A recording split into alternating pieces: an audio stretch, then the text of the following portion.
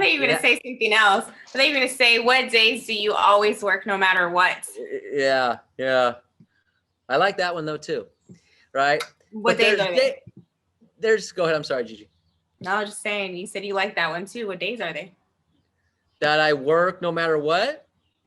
Right. Well, I'm here Monday through Friday. Every 1st and 31st because of expireds. You know that. You oh, see, I was in full on training mode. You caught me sleeping. Oh, so you caught me sleeping. Good for you. Good for you. Oh man, challenge today. I like it. So going back to that, there's days, we all have them. Let's assume that it's one day a month. Okay. Now, some of you might be thinking, Christ, Robert, that's like 2 or 3 days a week. Let's just go with once a month where you're at work, but your brain isn't. So that's 12 days. So that's another 2 weeks. So you got 2 weeks vacation, 2 weeks holidays, 4 weeks for continuing education type things, 2 weeks where your brain's not in it, whatever the case may be. So that's 10 weeks right there. So if you take 52 minus 10, that's 42. And if you take 42 times 5, let's say you're going to work 5 days a week, that's 220. Okay? Or 210, actually, I'm sorry. So that is, if you've never filled one of these out before, this is a great way to figure out days work. That's generally how it goes. They run these statistics every year. I don't know how they calculate this, but on average, they say a real estate agent works somewhere between 210 to 230 days a year. That's what they say is the average. So 220 kind of fits in that. So let's just give you an idea on how you could figure out days work. Now, some of you might work more, might work less. Be honest with yourself about it. If you know you're only going to work 150 days, don't put 200 in here to make me feel better. Okay, put 150 in there, but also don't put 300 because you're not. You're not going to work 300 days. It's not going to happen. All right, so you put your days worked, hours prospected, contacts, properties previewed. Okay, now I know a lot of you like to skip this one. Try not to. Now, because it's 2021 and we're living in a little bit of a different world than, say, 2019, include virtual property previews. So how many property previews are you going to do? Are you going to do 5 a day? Are you going to do 1 a day, 2 a day? What are you going to do? Be realistic with it and put a goal down there. Now, I would suggest 5 a day. So I'm going to put down 1,100, because if I did 5 a day at 220 days, that's 1,100. Okay, I want you to think about this. If you virtually previewed 1,100 homes in your area, active, sold, pending, canceled, expired, in your marketplace, would you be the most knowledgeable person in your market? 100%, no questions asked. Sorry, I'm sitting outside and the sun's moving, so I got to adjust. All right, there we go. Without a doubt, no questions asked, you'd be the most knowledgeable person in your marketplace. So take the time to do it. 1,100, right? 5 a day. Now, what is a virtual preview? Because I want you to be honest with yourself about virtual previewing. Here's a virtual preview. You look at the property, you read the description, you look at all the pictures, you check out the virtual tour or the 3D, Matterport 3D thing, okay? And you go to Google Maps and you do the street view. So you can see what's across the street, what the neighbor's house looks like, and things like that. Because you're not driving there, and that's part of previewing is seeing what the street looks like, because you need to know if the house across the street is a total dump, or if there's literally a dump across the street. That also could help things out. I don't even know where there's dumps anymore, but I remember my dad used to take me there. It was like a family vacation. No, I'm just kidding. Never mind. So we move on. You got to know what's across the street. Okay, so that's a virtual preview. Okay, expired visited. Now, we used to say this would be expires that you're going to visit at the door. If you're going to do expires at the door, put that. If you're not going to do expires at the door, how many expires are you going to contact? Not call, contact each particular day. Okay, so let's say that you're going to do 5 a day. for 220 days. Again, that's 1,100. For some of you, that's 1,100 too many. Just saying, okay? For sale by owners, how many for sale by owners are you going to contact, either at the door or on the phone? The first contact, not the follow-ups and things like that. Let's say, you know, there's not very many, so you're going to do one a week or one every working day. So you're going to do 220 of those for the year. Phone blitz participant, you probably don't really need to put anything in there. This really was installed when we were in the office, because if you remember, or for those of you that weren't with us, we used to do a phone blitz once a week at each of our offices. So you'd put that in there, but being that we're virtual now, we kind of do a phone blitz every day. Door knock blitz, same thing. So 11 and 12, you probably can leave blank. There's not really much way to track that. There you go. You tell them. All right. Listing appointment set. So what's the goal for listing appointment set? Is it one a day, one a week? Remember, this is set, not did you go on. How many are you going to set? Is it 2 a week? Let's say you're going to set, you know, 1 a week. So you're going to set 42 listing appointments. How many listing appointments are you going to go on? Now, if you've never tracked your numbers before, use 50%. Meaning that if you put 42 listing appointment sets, how many listing appointments will you go on? Put 21. Just cut it in half if you've never tracked your numbers before. If you have tracked your numbers before and you know what your listing appointment set to listing appointment go on rate, I agree. I agree. The dog knows. Okay. Cut it in half if you've never done it before. Listings taken. So you go on 21 appointments. How many listings are you going to take? Again, if you've tracked your numbers before and you know that you take 70% of the listings you go on, or 80% or 50% or 20%, be honest with yourself and put that down. If you've never tracked your numbers before, again, put 50%. Okay, so let's say 21, that'd be 10 and a half. You can't take a half a listing. Let's be optimistic and put 11. So if you've never tracked it before, put it in half. But if you know your numbers, put that in there. And then listings sold. So if you take 11 listings, how many are you going to sell? Now, look, we used to say the old rule of thumb when Mike Ferry was, when I first started kind of doing some coaching stuff with Mike, he used to tell us, as coaches, tell your agents that it's 70%. Now this was some years back. So that you would sell 70% of your listings. Look, in today's market, if you take a listing and you take 11, maybe 11 are going to sell. My personal opinion, if I take 11 listings in today's market, 11 are going to sell, because I'm not going to take any that are crazy overpriced. But maybe you want to give yourself one wiggle room, and let's say 10. One of them's not going to sell because something crazy is going to happen, right? Well, what kind of crazy can happen? I don't know. There was a lot of crazy that happened in 2020, so who knows? So maybe you give yourself a little wiggle room, but I don't know. That's my own personal thought. Buyer appointments. What a buyer appointment is, anytime you take a buyer to go see property, counts as a buyer appointment. Now, if you take the same buyer on 2 different days, that's 2 appointments. So here's what I mean. You have a buyer, okay, and you go see property on Saturday. You go show them 3 properties. Okay, so that's 1 buyer appointment. They don't write up any offers. You take the same buyer out on Sunday. That's 2 buyer appointments. So even though it's the same buyer, you've now gone out twice. So a buyer appointment is how many times are you going to take a buyer to go see property? So let's say that you're gonna do, 2 buyer showings a week. So you're gonna do, let's call it, 80 buyer appointments. You're gonna go on 80 showings. Okay, you might be more, you might be less, whatever the case may be, but you have to remember that, because some of you show one buyer 5 or 6 different times. Okay, well, those numbers add up quickly. This is really to show you how much time you're spending on showings, because you might think, well, it's just one buyer. Well, but you go out 5 or 6 different times. It's a lot of hours. So how many buyer sales are you going to have?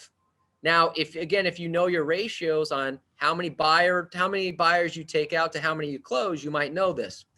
If you don't know your numbers, I would say probably cut it in a third.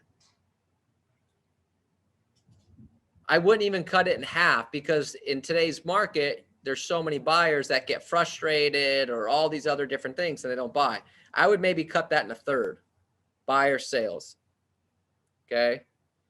No, I take it back, because you're going to do multiple. I would actually take it down to like 10, because 8 of those 80, you're going to, I'm sorry, I misspoke on the third. A third of the actual buyers will probably close, but you're going to take some of them out multiple times. So the buyer sales, if you've never tracked your numbers, I would do 10% of the buyer appointments, just as a goal, 8 buyer sales. Now, you may think that's crazy, but I mean, if you've taken buyers out, sometimes, you're out showing property multiple times before you get a buyer into escrow. 10 showings to get one escrow, not for one particular buyer, but just buyers in general. That's just what I would do. Okay. Now, well, that's not what I would personally do, because I wouldn't work with a buyer unless I knew that they were going to purchase tomorrow. But sometimes I'm alone on that. Practice hours. Okay, so you have number 5, you have 220 days work. How many practice hours are you going to do a day? Most of you will probably commit to 30. So 30 minutes of 220 days is 110 hours. Now, my philosophy, everyone should be doing at least an hour. But let's, so you type in whatever you want. So total hours worked, meaning that you have 220 work days in this particular example. How many hours do you typically work a day? Be honest. Okay. This is the numbers analyzer doesn't work if your ego gets in the way. Meaning that, oh, I work 10 hours a day. And some of you do. Some of you work even more. That's great. A lot of you don't. So if it's 8 hours, it's 8 hours a day. If it's 6 hours, it's 6 hours a day. If it's 5 hours, it's 5 hours a day. I'm not judging anyone on that. Everyone's got their own life, but the numbers analyzer only works if you're honest with yourself. So how many total hours are you going to work? So let's say that you're going to work roughly 8 hours a day. I'm just going to put 1,600 hours. Okay. Open houses. We're not really doing open houses right now. Well, you can't do open houses, at least in our market. LA, Riverside, Orange County, pretty much all of California. So if you're not in California and you can do open houses, how many open houses are you going to do? I would probably keep that at 0 for right now, even though we don't know if open houses will come around beginning as the year goes on. I would just probably keep it at 0. That's just me personally. And then what's the goal for closed transactions? Well, you already figured this out. You were going on number 16, you were going to have 10 listings sold, and number 18, you were going to have 8 buyer sales. So therefore, you're going to have 18 closed transactions. Okay. And then what's your goal for average gross commission per check? Let's just say it's $10,000. Which means your gross closed income, 18 deals, 22 times 23 is $180,000. Okay.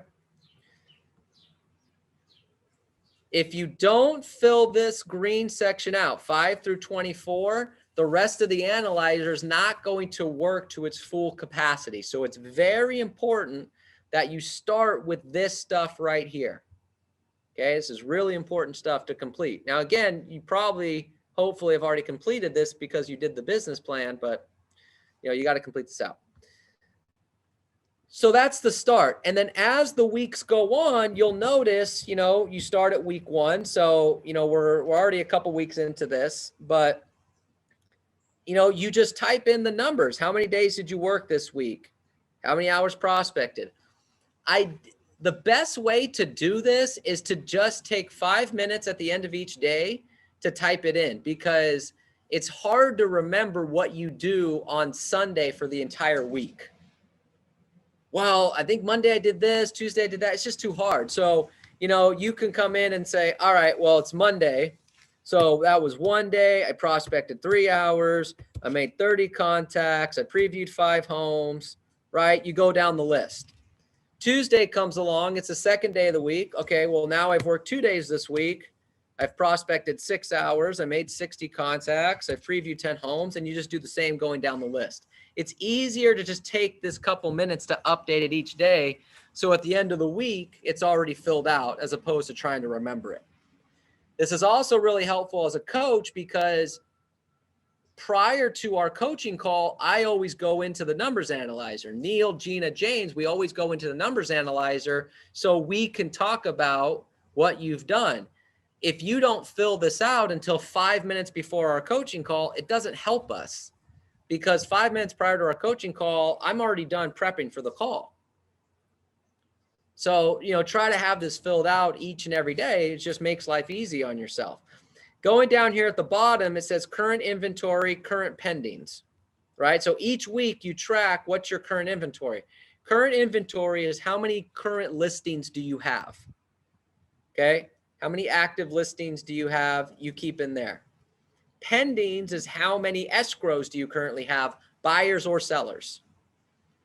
So we can, so what's going on each and every week.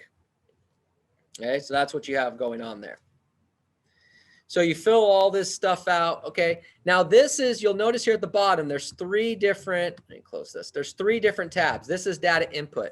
This is all you have to input, because when you go to analysis, it will automatically fill in the information for you. So you'll notice, what were my goals? 3 hours, 30 contacts a day. It already fills this out. And as you fill out the numbers analyzer, this information will automatically fill out. So you'll be able to track where you're actually at according to your goals. Okay. And it'll come down here. So you don't ever have to fill anything out in the analyzer tab. My battery's running low. You just have to fill out all the information in the data input, and this will automatically fill out itself. Okay, so it makes life really, really easy for you. Okay, so that's the first part of that. So a couple things I want to go over in regards to this. Okay, the best way to, first of all, I'm gonna give you some tips on this, and then I'm gonna give you a couple reasons as to why this is important. Okay, so number 1. We already talked about try to fill it out every single day. It just makes life really easy for you. Point number 2, I mentioned before, but I can't stress this enough. This only works if you're honest. So if at the end of the week, you realize that, gosh, I only made 25 contacts last week, don't put in 200 just because you want to make me happy. Robert, I made 200 contacts, because then it's going to throw off the ratios, and it's not going to work. I'm going to look at your ratios and go, holy crap, how the hell are you making 200 contacts a week and not getting any business?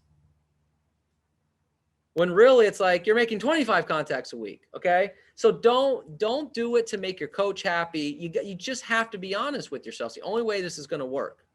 Okay. So just be honest with yourself about that. Contacts, previews, the whole thing. Right? Same thing with listings. If you have a bunch of zeros on listing appointment set, and you're like, well, gosh, I don't want Robert to see that I have 3 weeks in a row. So I'll just say I set 2 listing appointments, and whatever the case may be. You can't do that. Okay. I'm not judging you, James, Gina, Neil. We're not judging you. We're here to help you. And we can only do that if you're being honest with yourself. So just be honest. Okay. It's okay. It's all right. So, that's that. If you want some accountability, I'm not joking here. This is some real stuff. If you want some accountability, have somebody else complete it for you. Give you a couple of examples. This is something Mike Ferry taught years ago. If you have kids or a spouse, have them completed each day.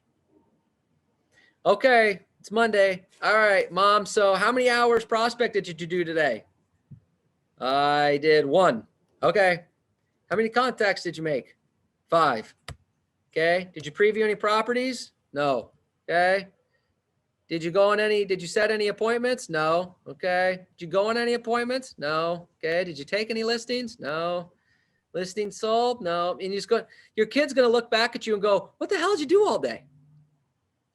Christ, Mom, you left all day and this is all you did and you left me just sitting here? You can have some real accountability for it, or have your accountability. If you don't want to do the kids or, the spouse, things like that, find an accountability partner. Gigi, you're the first picture on my screen. So I could say, all right, Gigi, I want you to fill out my numbers analyzer, and you could pull it up and I'll give you my numbers. And I have to watch you put these numbers in and go, fuck, I got to tell her I only made 50 contacts this week.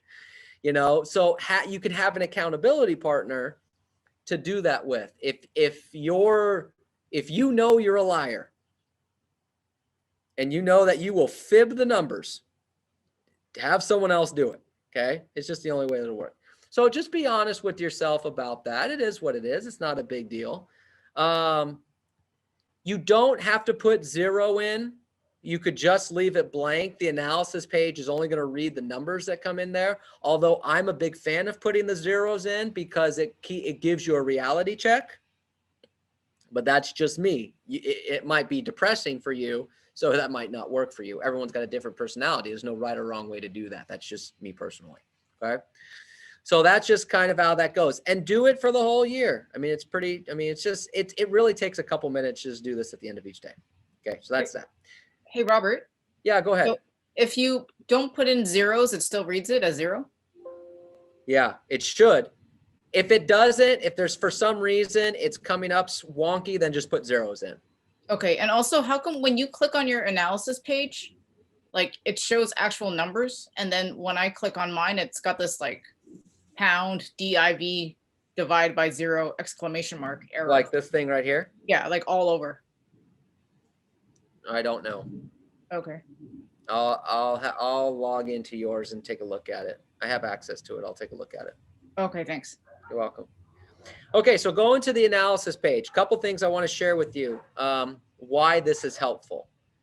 So I wonder, actually, let me see if I can just find Mike Doyle.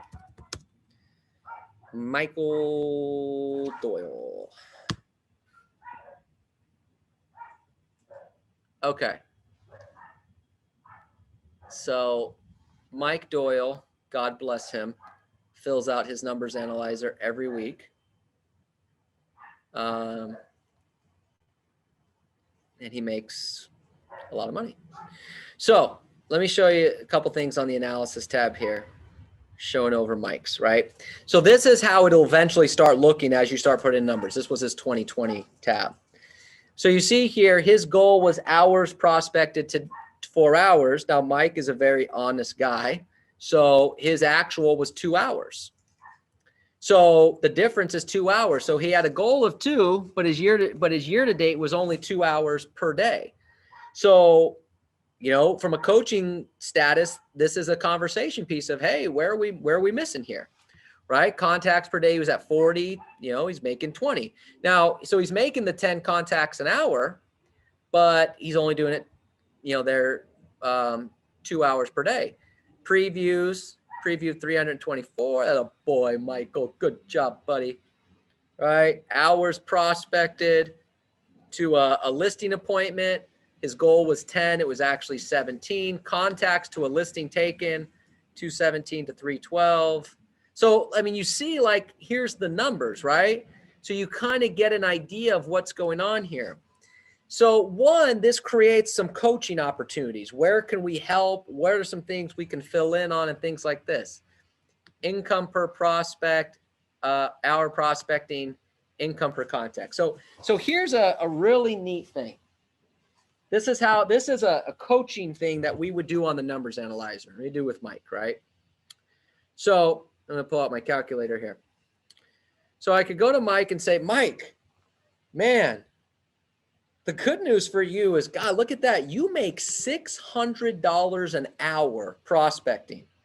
If I take your income, which, you know, where was his gross income? 297,000, right? So he closed about $300,000. Okay. I take that divided by your hours. The analysis shows you made $600 an hour. Good for you, man. That's great. Yeah, Robert, no problem. Hey, can I share with you something though? Yeah. Well, your goal was 4 hours and you're only doing 2. So at $600 an hour, you know, times 2, that's $1,200 a day.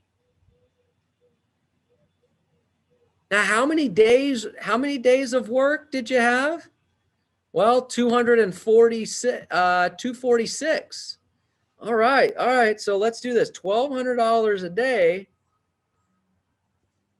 times 246 days. That's $295,000.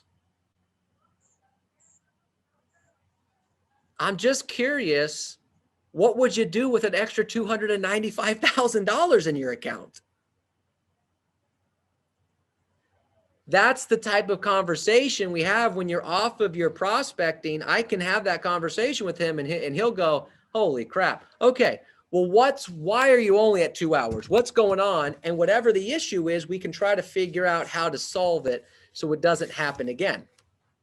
Okay? That's some of the coaching stuff we can do by calculating that. This also helps. There's a true story we had last year. Talked to one of the agents. And we were at that 6-month mark, and I said, all right, what's your goal? What do you want to accomplish? And he says, I'm $40,000 in debt. Okay. He goes, I want to pay this off by the end of the year. Okay. So you got to make an additional $40,000. All right, got it. So I was able to look at what his income per hour was of prospecting, broke it down, and I said, you know, here's the deal. In order to make that additional $40,000, if I take your income per hour prospecting, he had to prospect an extra, he had to make an extra 12 contacts a day. And I said, okay, so how many contacts do you make an hour? And he was using a dialer. He was at 13. So he was a little about, 13 contacts an hour. I said, okay, so really you need to add 1 more hour of prospecting a day. So pull up your calendar. Let's figure out where we can squeeze 1 more hour in. Do you want to do it in the morning or do you want to do it in the afternoon? Well, I want to do it in the afternoon. Great. That 1 to 2 slot where you're just sitting around doing nothing, let's make that an hour of prospecting. Okay, cool. He prospects 1 more hour a day. He makes his 12 contacts. By the end of the year, he paid off his $40,000. That's a true story.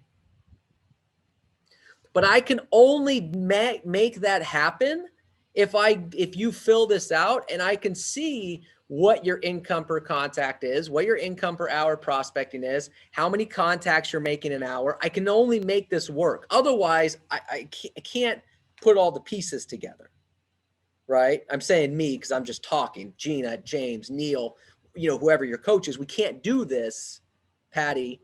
We can't do this if you don't fill this out. But that's how we can kind of manipulate this to show you some of the cool things. The other thing that I'll share with you, and I'm almost done here. I know we're pressing on time. The other thing that this will show is what's your listing appointment ratio? What's your listing to appointment ratio? What's your closing ratio?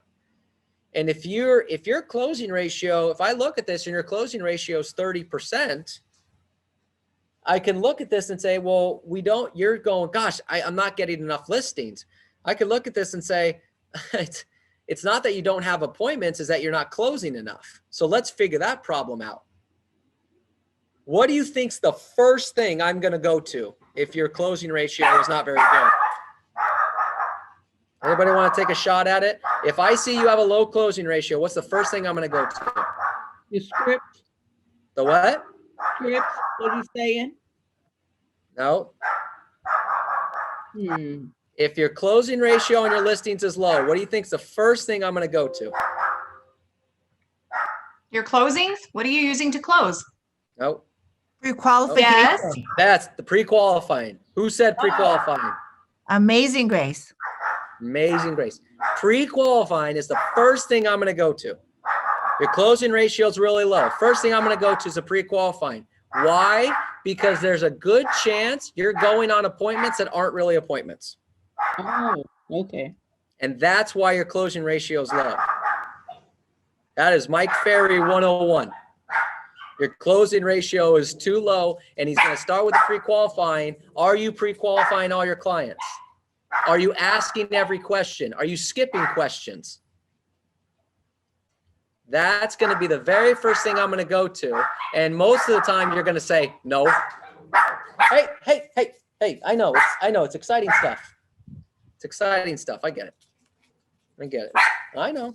Yeah. See, look, she's telling you to pre-qualify. Okay. So that's the first thing I'm going to go to, because you might be going on appointments that you're not supposed to be going on, and that's going to kill your ratio. Then we'll go to the presentation. How's your presentation skills? Things along those lines. I'm going to go to your closing skills last. Why? Because if you're going only on qualified presentations and you give a great presentation, the closing's a lot easier. The closing is a natural end to a great presentation. That's what it comes down to. But I can only do that if I see that you have a low closing ratio. You know, or maybe it's just your number of contacts. Oh, Robert, I'm not closing the business I want to close. All right, well, how many contacts are you making? And I see each week it's 25, 30, 40, 50. You got to talk to more people. Okay. Now, on the opposite side of that, if you're doing really well and you're exceeding expectations, we can go in here and see where it's coming from and say, all right, let's keep hammering on that. You know, what's you're closing 80% of your listings you're going on. What's the secret? This, and this. Okay, make sure we do that every time. So a lot of things we can use with this that are very, very helpful. Okay. So going, and then again, you don't have to fill any of this out. This will track everything for you. Going down, it'll track where you should be at, where you're actually at, all these other different things. And it tracks it down by month as well. So pretty cool stuff. Okay. So thank you, Mike Doyle, for filling out your 2020 numbers analyzer. So I can use that as an example. And then here's back to the test one. Okay. So look, make sure to start out, you're filling out these goals here. Okay. And then just take the time, 5 minutes a day, fill this stuff out. This is really key thing. You've got to know your numbers. You got to be able to track your numbers. And so you can see where your business is coming from. And from a coaching aspect, it helps out quite a bit. I'll leave you with this. The last thing I'll bring up. If you go back and watch the Neil Weichel interview that Neil did, when we started doing these masterminds, I think it was like the third or fourth person he interviewed was Neil Weichel. For those of you who don't know who Neil Weichel is, he's in Southern California. He's in the Santa Clarita, Valencia market. And in his career, he's made roughly about $60 million in commission. Okay. Not $60 million in sales volume, $60 million in commission. Okay. Guys made a lot of money. Neil asked him a question in the interview. He said, roughly, do you know your numbers on your closing ratio? And Neil Weichel instantly goes, I always know my numbers about everything. My numbers. And he just went right into it. I mean, you could tell he took pride in the fact that I always know my numbers. You got to know your numbers, but you can only know it if you fill it out every day. If Neil Weichel knows his numbers, you should know your numbers. Okay? Just like Ron Cronin says, if you want to be a superstar, just do what they do, say what they say, act how they act, and you'll have what they have. Simple stuff. All right? Questions on any of this? All right. All of the coaches in the company are shared on your numbers analyzers. Okay. So you don't have to send it to us or anything like that. We can go in and see it. So now the bad news for you is we can go in and see it. Okay. So make sure you're filling this stuff out. Okay. Robert, can you just click on the analysis just on your sample so we can see it? This is the test one. Right. I closed Michael Doyle's, Okay. but that's the test one. So that's how that goes. Okay. Yeah. Mine just says bunch of hash div.